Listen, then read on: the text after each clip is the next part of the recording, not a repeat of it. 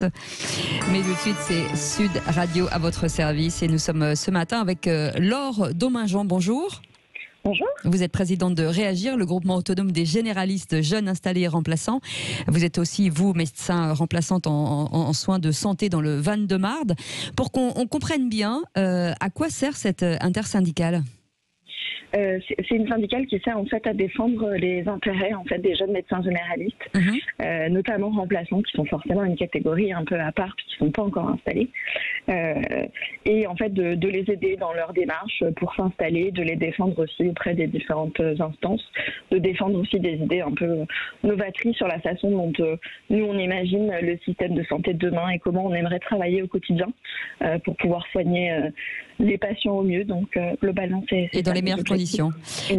Comment s'est passée justement cette période de confinement durant cette crise sanitaire pour les jeunes médecins ? On dit qu'il y a eu un ralentissement forcément du trafic dans les cabinets. Oui, il y a eu une vraie baisse importante d'activité pour les médecins généralistes pendant le confinement. On a des baisses, nous, sur les jeunes médecins, autour de 45-55% sur les 2 mois de confinement, ce qui est assez important.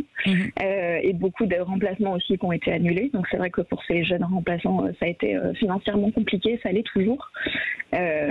Voilà, donc ils ont essayé de s'adapter parce que c'est vrai que voilà, pendant le confinement, les patients venaient moins, parce que voilà, il y avait les règles, ils avaient aussi peur d'être malades en venant au cabinet. Oui. Il a fallu mettre en place des horaires précis pour les patients qui étaient suspects d'avoir le coronavirus, ceux qui étaient fragiles à d'autres horaires. Il a fallu revoir un peu les choses. Oui, et puis il y a eu l'alternative du recours à la téléconsultation. C'est une évolution qui pourra rester justement après cette crise ? La téléconsultation, il y a eu un vrai boom pendant le coronavirus. Après, ça reste un outil numérique pour les consultations, mais qui ne peuvent pas se suppléer à l'examen clinique. Donc, les motifs pour lesquels on peut l'utiliser sont quand même restreints. Mais c'est quelque chose qui pourrait rester et qui potentiellement pourrait fluidifier les consultations pour les patients. C'est une possibilité et c'est des choses que les jeunes médecins en général, les médecins qui ont déjà essayé la téléconsultation se disent qu'ils vont probablement le garder, et qu'ils l'ont toujours d'ailleurs, et qu'ils vont probablement le garder dans les mois et les années à venir. Mais c'est peut-être un lien justement, la possibilité de garder un lien sans forcément se déplacer tout le temps ? Oui, après c'est vrai que pour les patients qu'on voit fragiles notamment, c'est vrai qu'on les voit pas forcément très souvent déjà.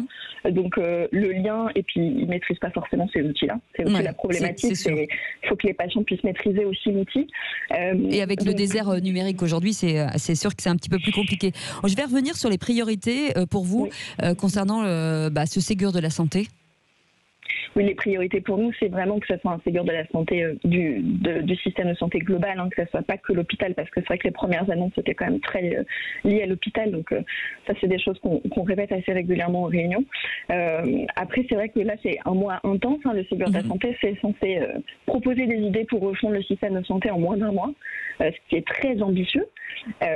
Au vu du nombre d'acteurs qui interviennent et au vu aussi de la frustration des acteurs quand même, parce que c'est vrai que on voit quand il y a eu toutes les manifestations cette année au niveau de l'hôpital, mais aussi au niveau de la ville, que les conditions de travail sont compliquées, qu'on sent que les acteurs soignants et non soignants sont assez fatigués. Donc il y aura probablement des mesures qui seront prises là au moment de ce Ségur. Moi je pense que c'est surtout qu'il faut que ça engage un travail de plus longue haleine et peut-être de manière plus régulière et plus rapprochée, et d'intensifier un peu les réunions et les mesures. Et des mesures qui avaient déjà été proposées, parce qu'il y a des choses qui sont en attente depuis 1 an, 1 an et demi, trop longtemps, et il faut que ça change. On aura l'occasion d'en reparler bien sûr avec vous, Laure Dominjon, présidente de Réagir, le groupement autonome des généralistes jeunes installés et remplaçants. Merci d'avoir été avec nous, c'est le Grand Matin Sud Radio.